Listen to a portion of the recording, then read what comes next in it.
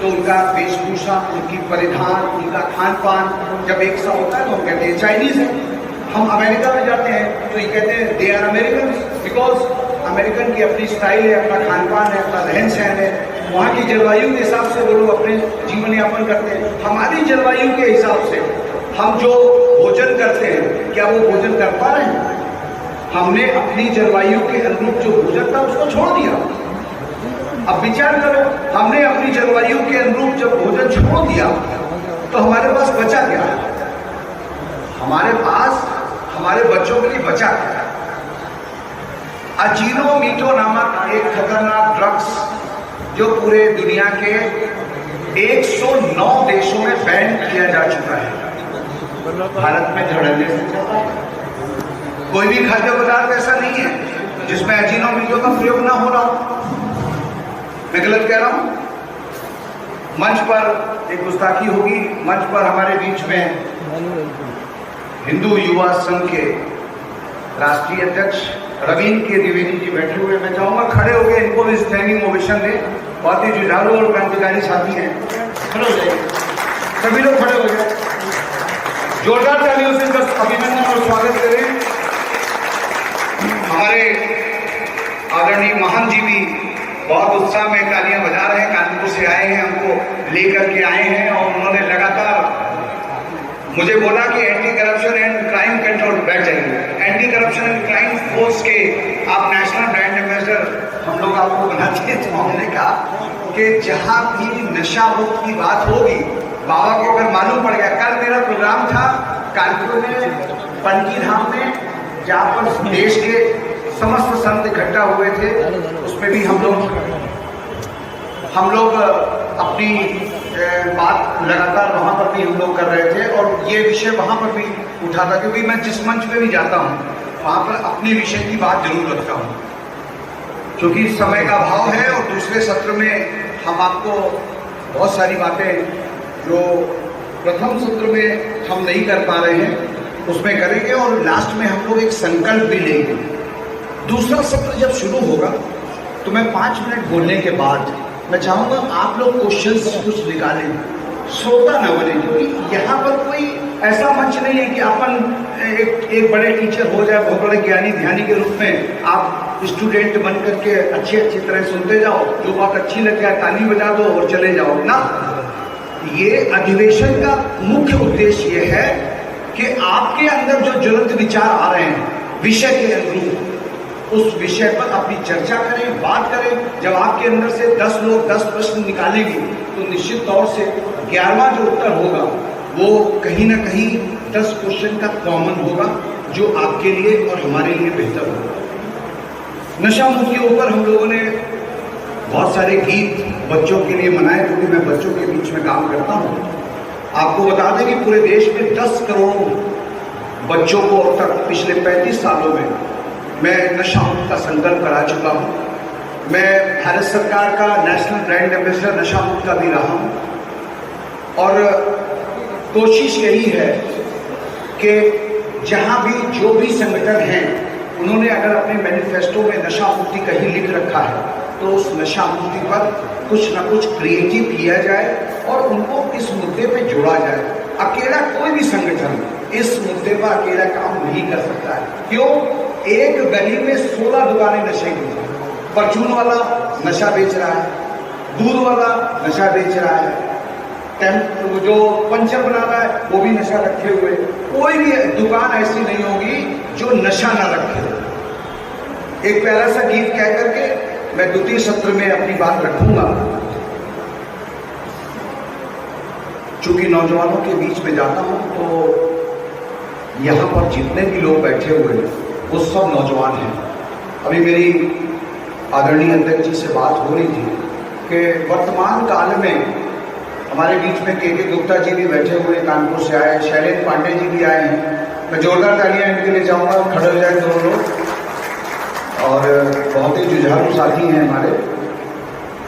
बाकी तो जितने लोग यहाँ पर बैठे हैं, हमारे साहू जी कानपुर से आए, जोरदार तालियां हमारे साहू जी के लिए, बहुत ही क्रांतिकारी साथी हैं हमारे। और एक बार अगर इच्छा हो तो आप लोग अपने लिए भी ताली बजा लीजिए, जोरदार तालियां अपने लिए बजा लीजिए। क्योंकि मैं जिनके नाम नहीं जानता, बातें बहुत सारी हैं, मैं बताना चाहता हूँ आपको। और बड़ा मज़ा आएगा जब हम लोग इंटरेक्शन करेंगे, एक दूसरे के साथ चर्चा करेंगे, बातचीत करेंगे, तो कुछ अच्छा लगेगा। बच्चों के बीच में हम लोगों ने बचपन में एक गीत हम लोगों ने सुना था, ऑलरेडी, नानी तेरी मोरनी को मोर ले गई, बाकी जो बचा था कल छोड़ ले गए, नानी तेरी मोरनी को मोर ले गई, बाकी जो बचा था कल छोड़ ले गए। अब इसी में नशा मुक्त के ऊपर हमने क्या कहा, तुम लोगों से विनती है ये काम न करो, तुम लोगों से विनती है ये काम न करो, नशा करके जीवन ये बदनाम न करो, तुम लोगों से विनती है ये काम न करो, नशा करके जीवन ये बदनाम न करो, पीना ना ये जहर का प्याला, जहर बड़ा दुखदाई है, पीना ना ये जहर का प्याला, जहर बड़ा दुखदाई है, इसको तो पी कर जाने कितनों ने जान गंवाई है, इसको तो पी कर जाने कितनों ने जान गंवाई है, तुम लोगों से विनती है ये काम ना करो, नशा करके जीवन ये बदनाम ना करो, सोच के देखो अपने बीवी और बच्चों के बारे में, सोच। और स्थान ग्रहण करें, 4 पंक्तियां पूरे मंच को समर्पित करता हूं और फिर अपनी बात शुरू करूंगा। कि हाथों में गीता और सीनों में गुरु ग्रंथ साहब रखूंगा, के हाथों में गीता और सीनों में गुरु ग्रंथ साहब रखूंगा, और सभी धर्मों को नमन करूंगा, मेल बढ़ाए जो आपस में वही धर्म ईमान रखूंगा, और संत बजे भाईचारे का, संत बजे भाईचारे का, अमन की एक अजान भी रखूंगा, काबा और काशी भी होगा लेकिन पहले हिंदुस्तान रखूंगा, लेकिन पहले हिंदुस्तान।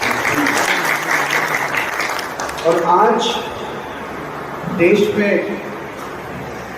राष्ट्रीयता से ओतप्रोत होकर के यदि हम काम करना शुरू करेंगे तो कोई भी काम कठिन नहीं है। जब हम संकुचित विचारधारा लेकर के कोई भी काम शुरू करते हैं तो थोड़ी दूर चलने के बाद हमें कठिनाइयां महसूस होती हैं।